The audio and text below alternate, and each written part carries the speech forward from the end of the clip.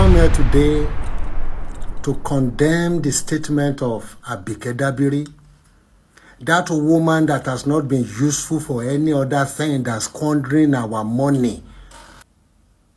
I totally condemn a statement of tribalizing criminality among Nigerians. As monkeys and gorillas. And how do you think you're different from those monkeys and gorillas? And you can imagine that someone who happens to be elected into a position paid by taxpayers' money would do such a thing. Simple question I want to ask. There is this new law on cyber crime and cyber security that prescribes life sentence for any person that posts anything that can lead to tribal rivalry, tribal strife or inter-ethnic conflict. Should this law therefore start with Abike Dabiri? The question is, why are these public officials, pushed to affirm hate speech, very murderous hate speech against Igbos? And what are the Igbo leaders doing to draw attention of Mr. President and their principals to stop this? The First Lady of the country, Oluremi Tinubu, is turning 65 this month, right? And instead of just celebrating the birthday like, normal people would, I wouldn't even mind if you threw your lavish birthday party so that, just keep it pushing, But instead, she decided to release like a whole video, a whole broadcast that was released, announcing that she wants people to donate money, not to charity, not to the less privileged, not to any humanitarian matter or cause, but to help complete the construction of the National Library. Now we be the voice that got talk true for the language on this. Hello my people, now welcome once again to this Ogbonge program, Voices of Vigilance, where active voices, they always talk about plenty things that happen for Nigeria. Last week, Abike Dabiri-Erewa scatter social media as people drag them left, right, and center for the way she takes show bias against Igbo. Plenty active voices for internet don't condemn and say, waiting she do, no fit woman, way they for government position. My people, this period, that woman don't gather plenty hate for herself. Make her hear as Aisha Yesufu take talk ham. Hello, everyone. On the case of Abike Dabiri, I just think whenever you think she can't go lower, she actually finds a way to dig in and go extremely lower than anything that you're thinking about. And we have here, Abike Dabiri-Erewa shares post calling Igbos monkeys. So in a way that I would say, I'm just trying to, let me put it this way. I'm trying to mind my words. I'm just trying to let it not be that, oh, maybe you have something against her or something. I'm just trying to think about it in the terms that sometimes you probably would repost a message without thinking about it. Maybe you just saw something and you just went on and do it. But when your attention is called to, you come back and redo it or one thing or the other. Those things can actually happen. But in the case of Abike Dabiri, I don't think that's some of the things that happen, because Abike Dabiri has consistently shown these traits in the way she has tweeted, in the way she had said something, especially when it comes to bias against Igbo people. You will see Abike Dabiri has made such things. We've seen situations whereby she has tweeted about, is it one time some criminals or drug pushers from a particular country that, is it 60% of them or 100 or something percent of them are from one southeastern state? In the messaging she has done, in the way she has done it, she has always portrayed this. And the latest one is this.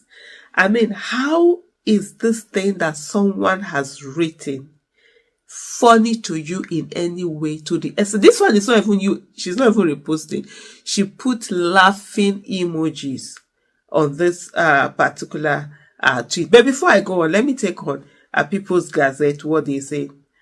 Abike Dabiri-Erewa, chairman of the Nigerians in Diaspora Commission, NIDCOM, on Wednesday amplified a derogatory expose that referred to Igbos, Nigerian citizens of Southeast extraction, as monkeys and gorillas.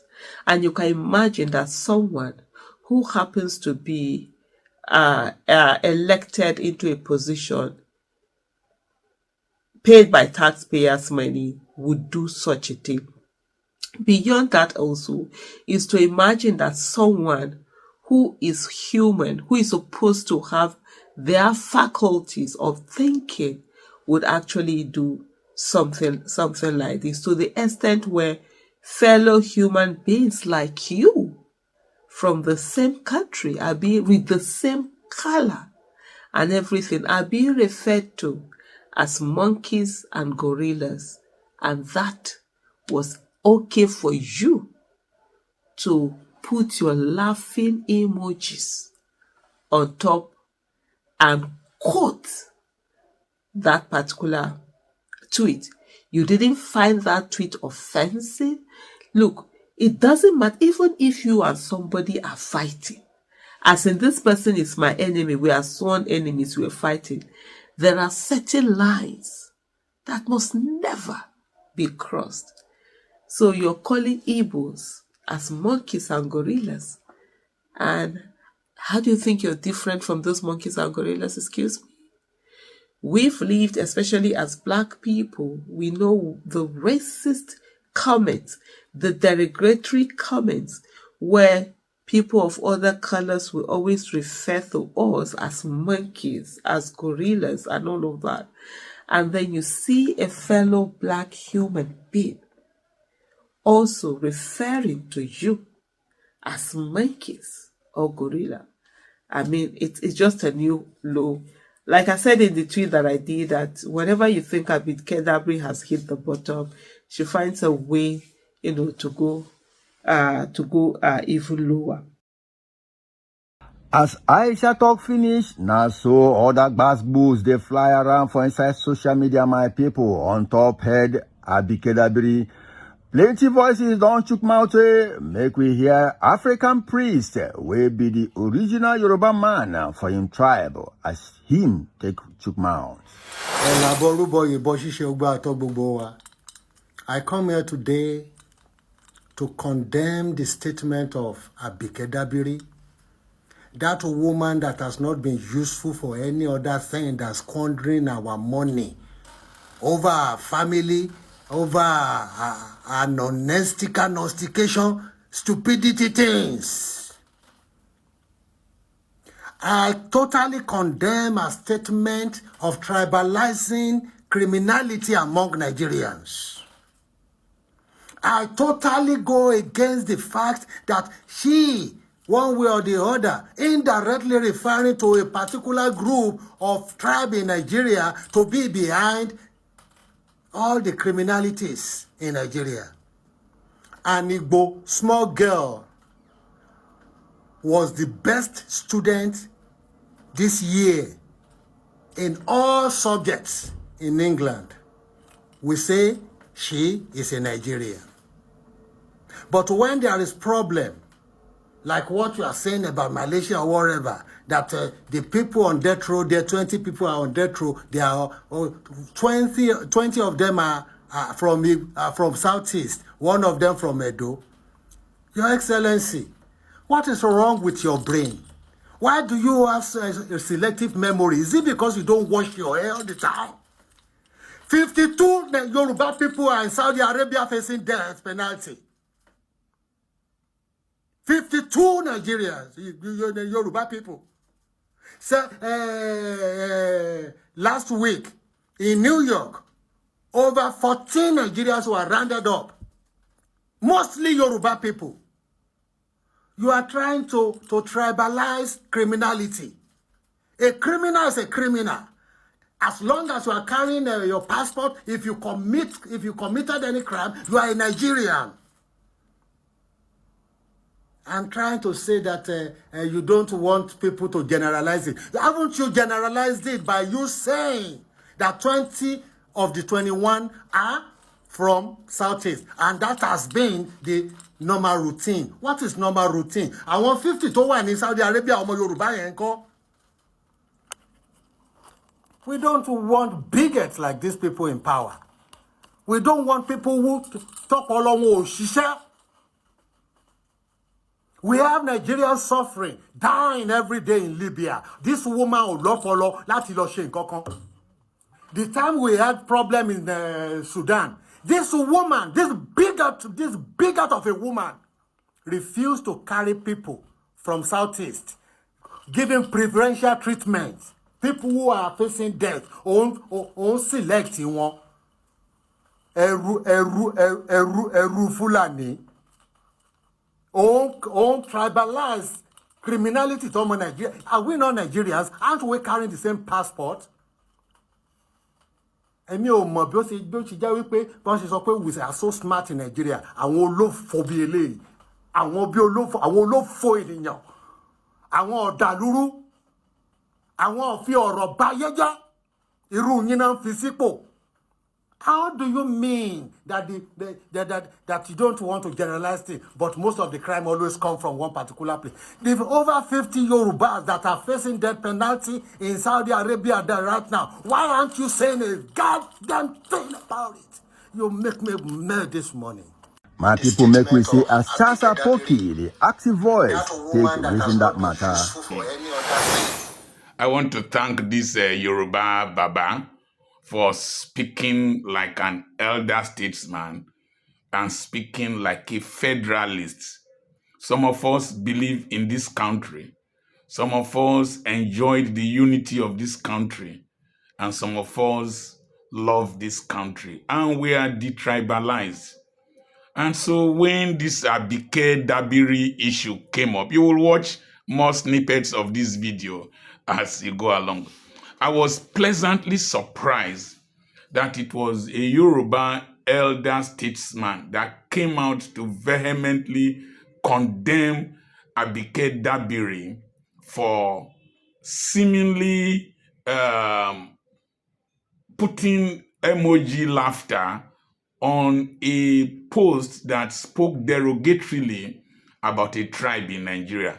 Simple question I want to ask. There is this new law on cyber crime and cyber security that prescribes life sentence for any person that posts anything that can lead to tribal rivalry, tribal strife or inter-ethnic conflict.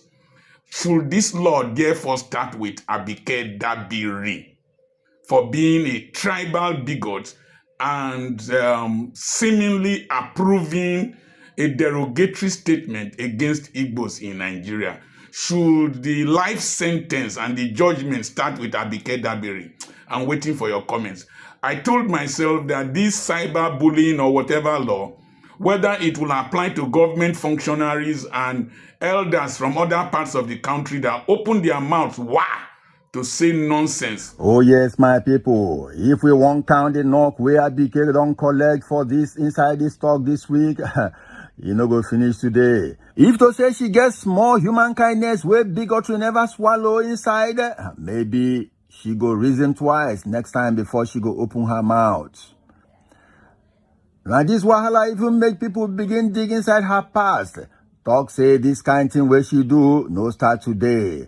Some people don't even begin to shout make she resign, even though we know say that one no go fit happen. Make we listen to Mazi Ezuoke as in takes him. You understand that this is not the first time she's done something like this. But one thing is that this time around, she doubles down on what she did. Recall that a couple of days back, she had a tweet on X.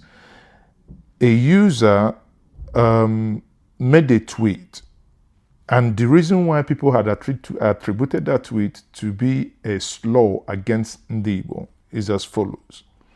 Mrs. Dabiri reposted this tweet on X with a message by the user Akerere, right? This user was praising Abike Dabiri's work and saying in the same tweet, ignore those monkeys and baboons and gorillas, right? In that tweet, there is another Twitter handle, something Igbo, but a Twitter handle that had Igbo in it, that was tagged on that tweet.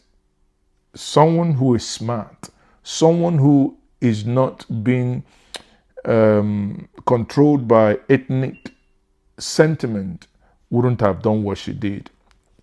But what she did was, the post, the moment she did that, garnered over 15,000 retweets, likes, and the whole thing exploded. Many people started calling for her resignation.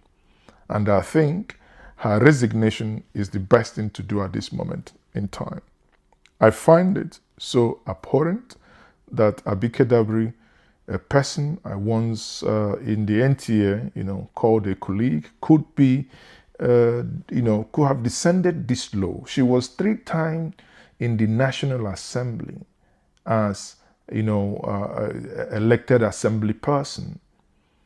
How can she descend this low? I don't know. Many people are making the attribution that this is as a result of Tinubu coming into office, that every single ethnic bigot is beginning to rear their ugly hair. Before we go waka, come out for this Abike matter, make we hear as Professor Sam Amadi they conclude the matter. Hello, welcome to another edition of Thursday Democracy Broadcast. My name is Dr. Sam Amadi, and today I would like to consider the issues around what looks like a Twitter storm over a post by one Wale Akerele on the issue about Igbo people, and he made a very devastating comment and described Igbos as gorillas, chimpanzees, and all kinds of dirty words. But the key point is not what he said or posted, is that the high-ranking office of this government, the head of the Nigerian Diaspora Commission, Abike Dabiri, liked it and laughed and smiled and cheered this vilification of Igbo, who are part of the constituency he has responsibility to cater for. There has been so much backlash on Twitter, now X. But the point I want to bring is that there is now a trend of vilification, hate speech, and attack against Igbo people. It's manageable if it was something by a low-ranking ordinary citizen. There's so many crazy people out there online. But when government officials, we see that in Lagos with aides of Sayolu and now with the aid of Mr. President. The question is, why are these public officials, pushed to affirm hate speech, very murderous hate speech against Igbos? And what are the Igbo leaders doing to draw attention of Mr. President and their principals to stop this? Let's not forget that today narratives control almost everything. And what that means that if you allow people to stigmatize the people badly in this way, it can affect both economic, social, and political outcomes. So I expect more robust, pushback by Igbo public office leaders talking to these people and controlling this epidemic that might bring us, God forbid, back to the past history of attack, mass violence against Igbos. Please, let's rise up and defend our name. Onekwe, Chiekwe, Ndewono. As that one day happen, another wahala day for Lagos, my people. Political and democratic suppression still they happen for inside that state. Gbadebo Rhodes-Vivour, the man where we know as a GRV, Labour Party governorship candidate for 2023 election, don't cry out, say APC talks scatter their meeting where they've been plan hold for inside that state. Make we listen to GRV. Thank you so much. So yesterday was the culmination of a situation where the Nigerian police and thugs of the APC showed themselves to work hand in hand to disrupt and to create a one-party state. You knew them to be thugs of the APC? 100%. And I'll tell you why.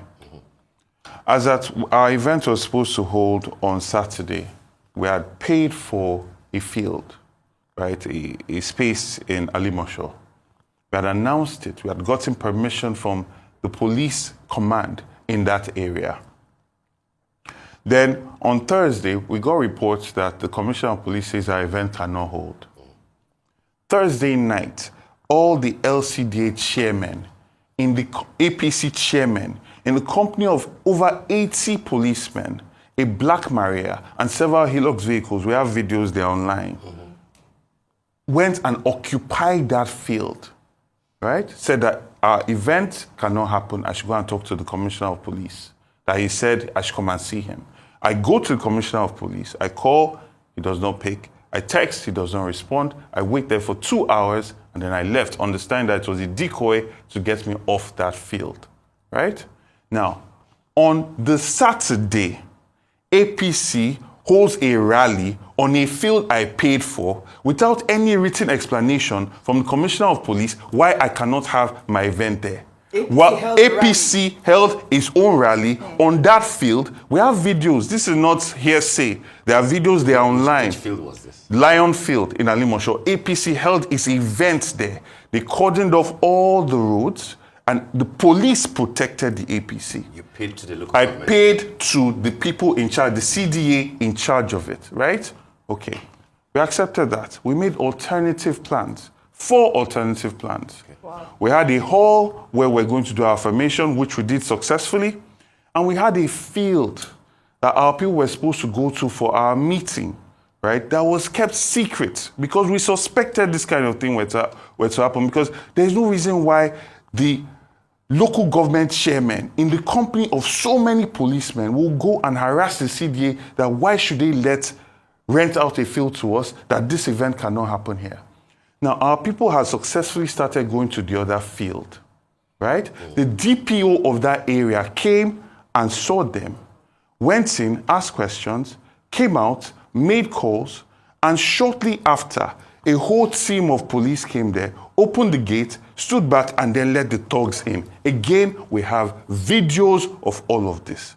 So you see a situation where the police yesterday superintended attack of property, violence. My own sister was rushed to the hospital. My blood sister, the director of RV Foundation that was there to do our healthcare outreach, was rushed to the hospital and was stitched on her head. Wow. My aide had a concussion. He's bleeding from his ears. Wow. Right? The police were there and superintended the destruction of all these buses. In Nigeria, as hard as it is today, think about how much it's going to cost to repair all these buses. I can see things that look like bullet holes. Were they shooting? There was shooting in the venue. The police shot. But I cannot say that. I think those were stones that destroyed those buses. Those were stones. Yeah. But you see the level of destruction. Police supposed to protect rented buses. These were police supposed to protect lives and property. Yeah.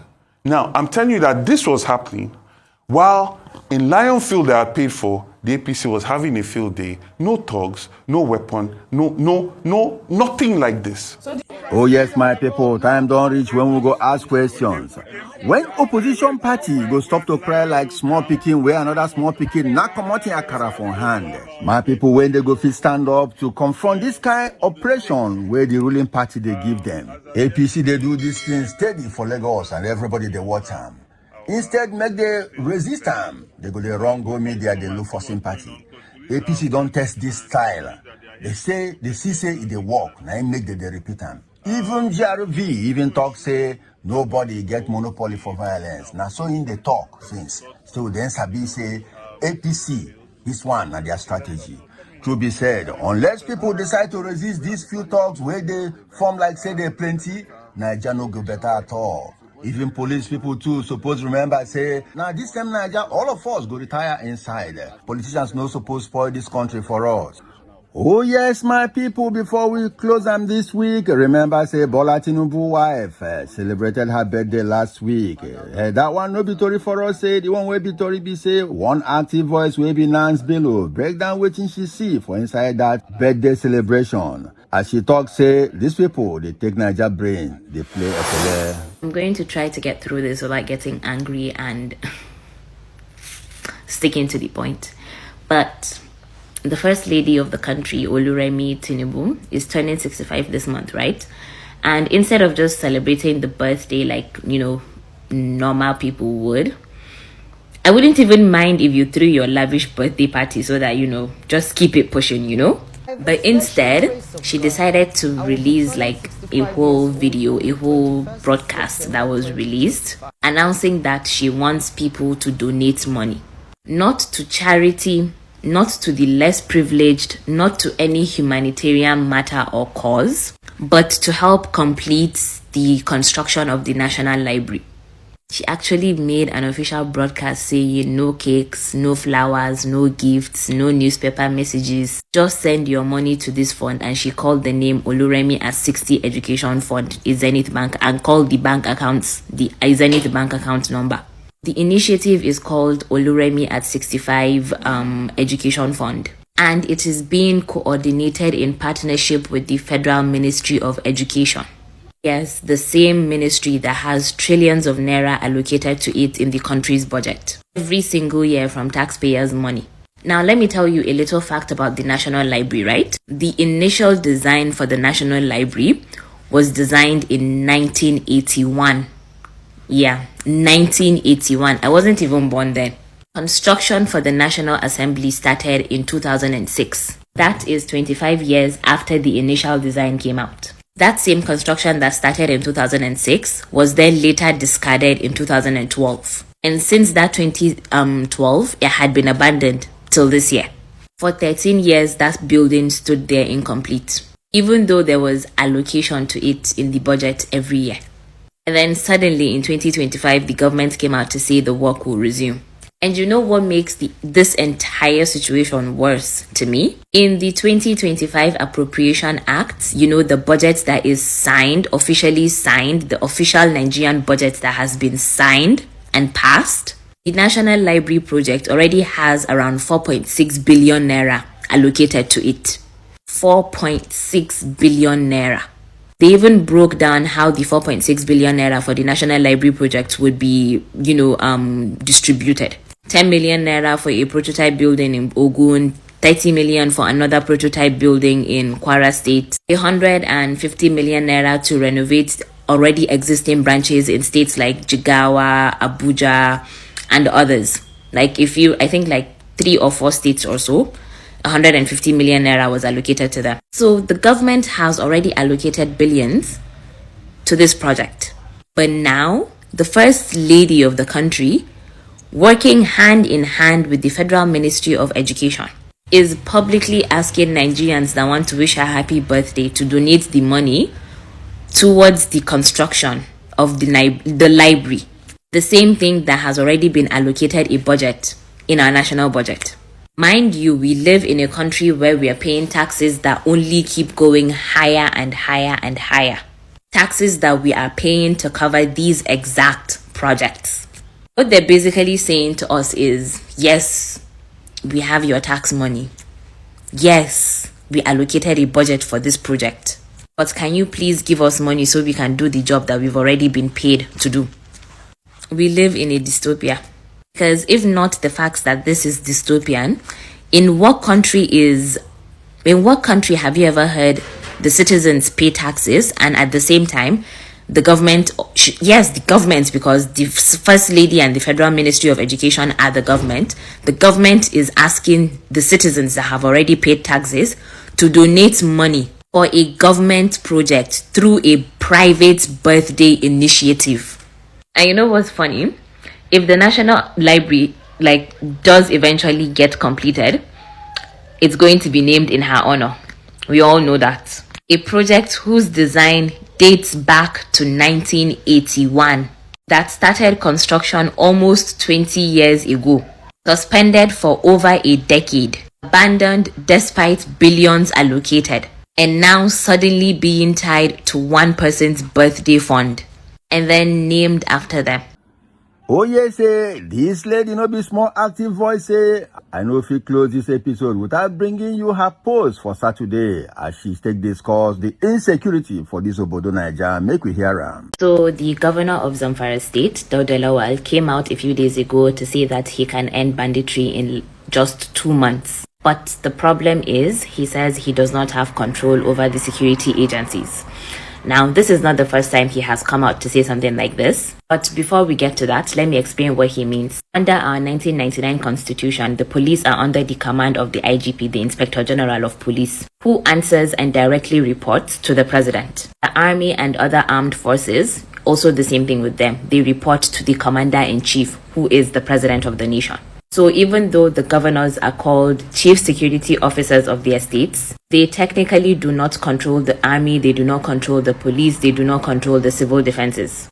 All they can do is beg Abuja or beg the presidency.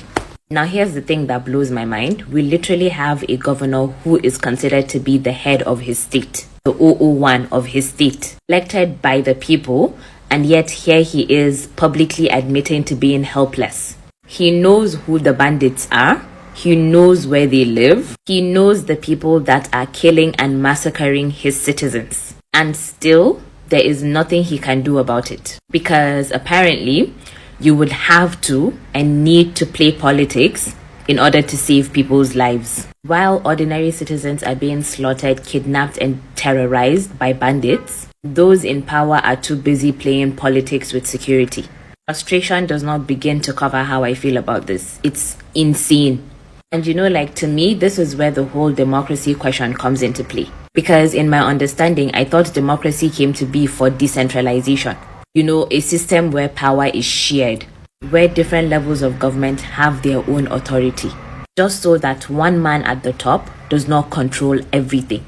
But here we are in Nigeria, pretending to practice democracy, while every single major decision still comes down to the approval of the president. If that's the case, then what exactly are we doing? Why not just admit we have a supreme leader and stop all the pretense? Because the entire setup that we currently have in this country is not federalism, it is not decentralization, and it is certainly not democracy.